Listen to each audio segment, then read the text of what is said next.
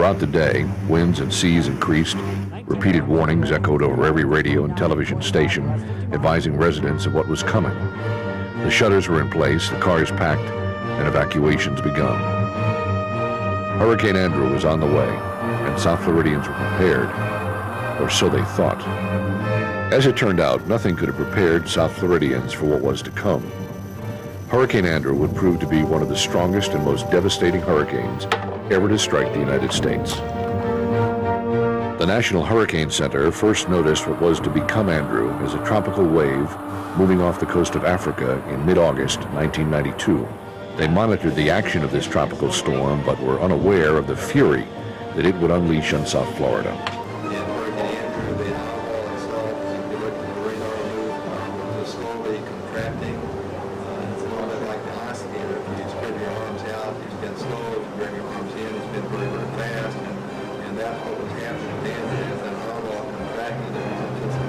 Hurricane watches covered much of South Florida's east coast on the evening of August 22nd.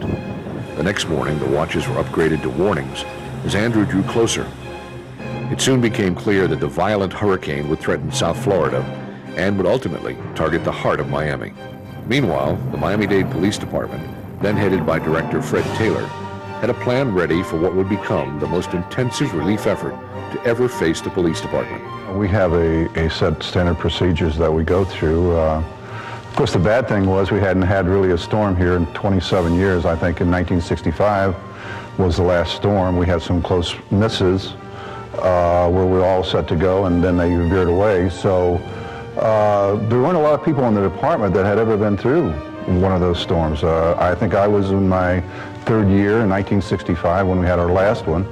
So, and at that time I was an officer on the street, so I didn't really know much about how do you run a department during the course of a storm. But we have some standard procedures that we go through, and that's, you know, to help people to evacuate them from the low flood areas, to make sure those who have special needs get to the places that they need to be to get the kind of care that they need. You have the shelters that you have to get ready, the schools, you have to put the officers there to make sure that they're secure and safe. You have to make sure the boats get through and get put away and that the folks get home. So you have a lot to do before a storm. So the important thing is that timing. You've got to wait till you know the storm is going to be here, at what time, so that you can take the manpower that you have and you can put most of them to work prior to the storm, because you don't want them working during the storm. You want them to go home, you want them to be safe, you want them to be able to come back on the street when the storm is gone.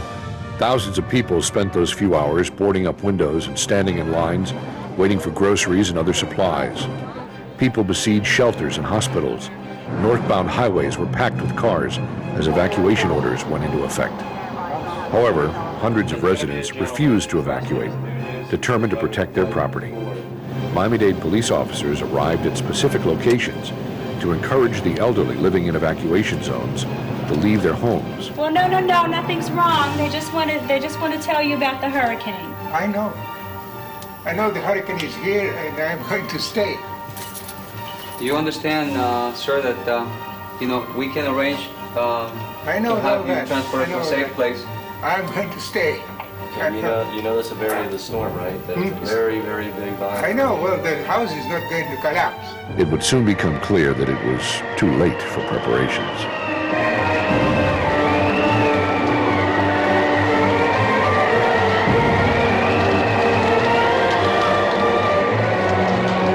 Winds were progressively increasing.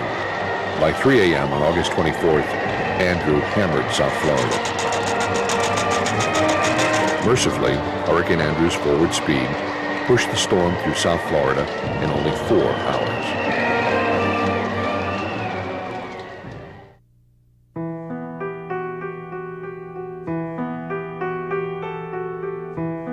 As the storm subsided, residents slowly came out from the ruins to see what devastation the storm had caused. What they found was unlike anything they had ever experienced in their lives. Andrew had completely leveled their neighborhoods, scattering their belongings and changing their lives forever. For many, nothing was left. And it looked devastating, but it was nothing like going over it yourself and getting a personal look. I mean, once you got south of 152nd Street, you couldn't even, once you flew for a minute or two, you didn't know where you were at. I mean, it was that bad. We went down south, and honestly, it was, the landmarks were gone. I mean, I had been division chief on the south end for about 3 years, and then district commander for 2. And it was so funny, I did not even know where I was. Andrew's primary target was the city of Homestead and the Cutler Ridge area. The hurricane flattened 99% of the area's mobile homes, as well as thousands of houses. Travel to the town was nearly impossible. Nothing like this one. This thing was something. I mean, I heard the wind howl, with a little creepy sound. But this thing sounds like a freight train, man. You know that. And when it did, the whole building would shake. Windows and everything. They would just get there and just stay there. Man, last night about 3 o'clock, all the windows blew out. And see, those windows, the wind was coming from this way. So those doors right there would close, and it took the porch. And then it took that front door, and from there, it just went on, so all of it went up. Andrew's wind caused most of the damage in Homestead, but closer to the shoreline, both wind and water contributed to the devastation. According to reports, Andrew destroyed 25,000 homes and significantly damaged more than 100,000 others in South Florida. Recovery from Andrew would be slow.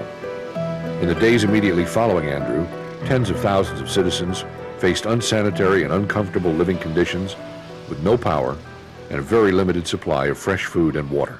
The next thing we had to be concerned about was people getting water, getting them food, because they couldn't come out, and they were in their homes that were torn down. So they were in really a bad way. So we had to set up little mini camps. The federal government helped a lot. We got banks that actually went out and got in these facilities and would hand people money. It was quite a time. It was something that it's like almost being in a refugee area. I mean, you had to do all the kinds of things that you would do to support refugees if they came across the border or something, because they had nothing. They had no food, they had no water, they had no way to take care of themselves, they didn't have any money, they couldn't run their cars. I mean, they were really in dire straits.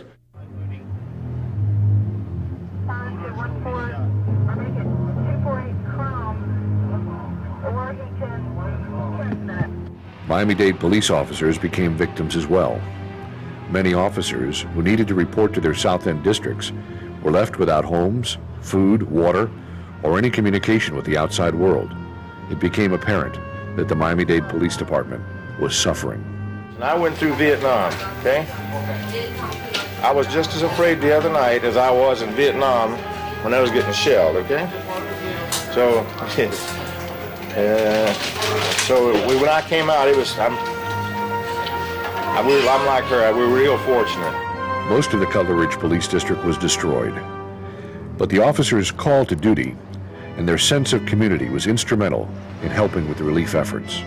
Well, I spent the storm in my car and almost tipped over, so that was an ordeal. 152 and 153, I lost my house. I got my kid somewhere, and I'm like waiting to see where I'm going to go, a hotel or something. My husband, he's the PO too, police officer over at Station 8. And right now we're like homeless, and the house is demolished. They went out and they were helping people every day, and they helped themselves.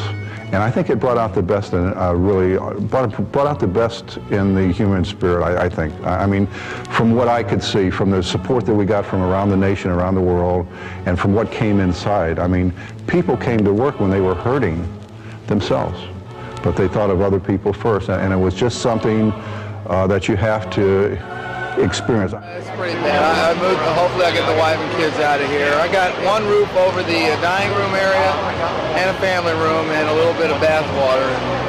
That's about it. But I'll do. As long as the family's out of the way, I can hang with it. I'm here 12, 15 hours a day anyway working, so it's good. We'll make it, hopefully. We don't have a fax site. I got record drivers that are but we'd like the information. Someone could run it to us, it would help. Assistant Director Frank Bonney was the Cutler Ridge Major at the time. It was the worst hit police district in Dade County. We came to this building, it was a disaster, and a portion of the staff got the building running, a portion of us tried to manage the resources we had. First thing we had to do was decide the most important thing, and that was it. We felt that if the disaster looked like it did where we could see, it's likely to be at least that bad or worse in these remote areas where we can't access and get immediate help. We had established prior to the storm, we call it the Pullet. It's a trust fund set aside to help cops in times of need, and what greater time of need than this? So what they did was we immediately went out and we bought building supplies, we bought food, water, all those other kinds of things. And in addition to that, we began to receive in from around the country water and food and money and a lot of things, and we had to have a way to channel this to see that it got to the officer on the street so that he could stay on the job and he could take care of his family. It was a great thing. It was one of the most satisfying things in my life was what Port did during that storm to help out the cops who needed it. Today we've got about 6 moving vans. We're moving people out of their condition. They went down and they took their squad cars, went to individual homes. Each moving van showed up with about 25 deputies in uniform. They went in and moved people in about 45 minutes. And guys were calling up and they had tears in their eyes because this service was available to them. That's the type of thing we're trying to do.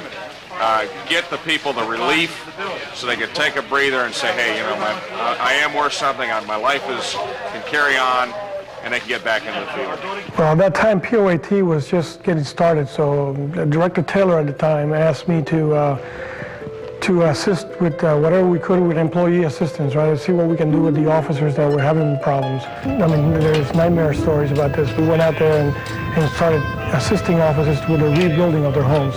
Well, we'll get it, give me a call, and then what we'll do is we're going to move it to somebody else's house. Yeah, oh, absolutely. Okay, fine. Okay. See you later. I had administrative services, so basically what we did was to coordinate all the relief that came into Dade County. In fact, Training Bureau became like the storehouse, and then Cutler Ridge was another storehouse where we took the supplies there, and then they were disseminated to those that needed it. Goods donated by the public would be sorted and sent out through convoys, led by Miami-Dade Police Department officers, to areas that were damaged by Hurricane Andrew's passing, specifically Homestead, Florida City, and Perrine. Anytime you have a crisis, you just manage. I think everybody rises to the height, and you just come up with management ideas to how to manage something like this and how to provide the services.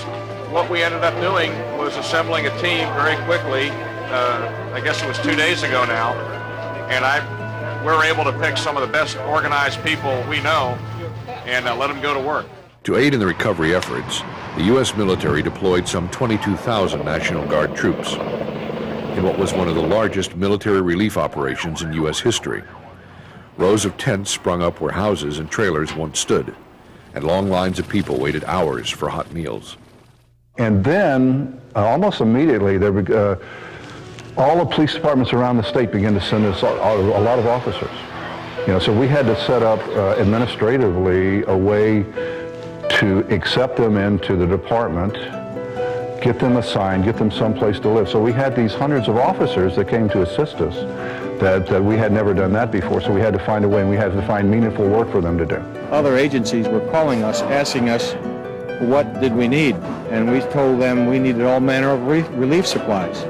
And within 24 hours, we had our first truckload of relief supplies intended for police officers come in. And it's been a steady avalanche of help from all over the country since then. It's really been a heartwarming experience to see the outpouring of help. Presently, we have approximately 305 officers who are actually camped or staying in the locker rooms here at the stadium. All the officers here are from Florida, and just about any part of Florida. We have them all the way up from Jacksonville. We have them, some officers from Broward County, different municipalities and such. I know how hectic it's been and how many things actually are going on and all, and it seems like in the midst of all that Metro Dade has really gone out of their way to try to treat the people that are visiting, the visiting officers well. So We had an operation just to get the cops back out on the street, the ones that didn't have homes anymore, so we had to take care of them. And then we had to take care of all these cops that are coming from around the states. And within a week or two, they were from all over the country. It was amazing the help that we got. So I don't think we could have made it through without that help. And of course, we always want to thank them. A lot of people took vacations and came down here to work. The Miami-Dade Police Department efficiently organized itself. More officers were assigned to the district affected most by the hurricane, while other police districts took on additional calls for service from surrounding areas. I just got here. They said some guys came storming through. They almost hit a little girl's in the middle of the road. They got the little girl all the way. Once they got the little girl, the family got the little girl all the way. These guys got out of the truck and started swinging on the family. Started beating up on the family, you know? Where's this family? They're over there. They're beating up over there. They're down the street? Yeah, it's a husband and wife, I think. Okay, and anybody with them already? Or yeah, they got friends and family over there. Any police officers with them? There was an off-duty police officer with them. Calls of service still had to be answered, and in doing so, you might see someone that needed a gallon of water, and we gave it to them. I mean, we got a lot of supplies that would be able to help a lot of folks. With that being the case, the police department was one of the vehicles for delivering that service. And we did a good job on doing that. Not only did we enforce the law, but we enforced it with a sense of humanity. Out of adversity came positive changes in South Florida, and especially within the Miami-Dade Police Department. I think we learned that the skills of the folks that we had were really greater than what we had thought, that they were very dedicated. We learned that you can do anything. I mean, this was really a disaster. I mean, this is something that we didn't even have any idea how we were going to be able to deal with, but yet we did it. And by people working together as a team, getting things done little by little, there weren't any big steps there. It was a little thing here and a little thing there.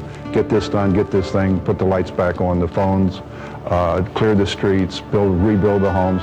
It was a thing that took time, and we had the patience to do that, and people stuck at that. I mean, you're talking about folks that work 16 hours a day, 6-7 days a week for a long time. They gave a lot of them, so. Officials made mandatory changes to the local building codes in an effort to prevent, or at least lessen, the damage from future storms. One of the other things that come out of Hurricane Andrew was the building department realized how shoddy inspections and construction methods were, and they implemented their own codes in Dade County.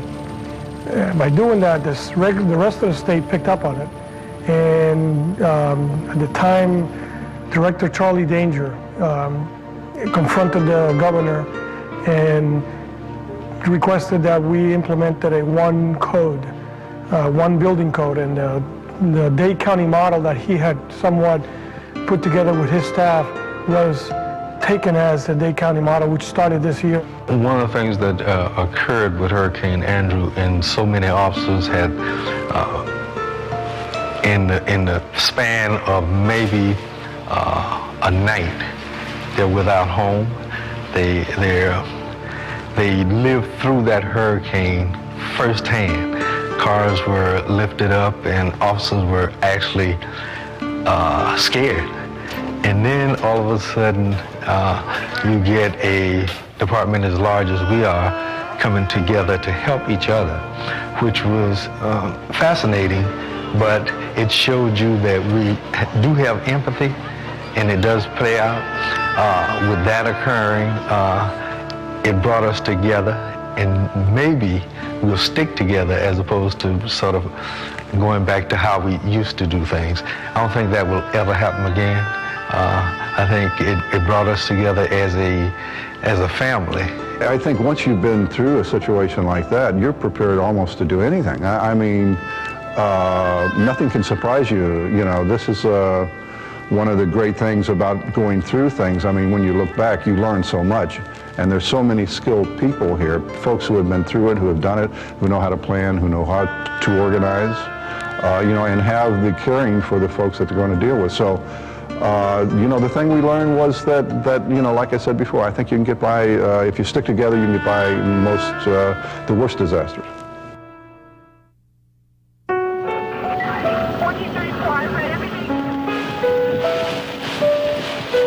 The destruction caused by Hurricane Andrew shocked the nation. The storm caused $25 billion in damage in Miami-Dade County alone. It destroyed or damaged over 125,000 homes and left hundreds of thousands of people homeless. While the Miami-Dade Police Department was greatly affected by Hurricane Andrew, its officers responded to the challenges of helping their community recover from devastation. Their tireless dedication in the face of such adversity left the department and the people they serve stronger and more united than ever. On August 21st, 2002, almost 10 years to the day that Andrew struck South Florida, new analysis of wind data has prompted the announcement that Andrew was a Category 5 storm. Only 3 have ever hit the United States. This announcement by hurricane scientists comes as little surprise, though, to those who lived through that furious night.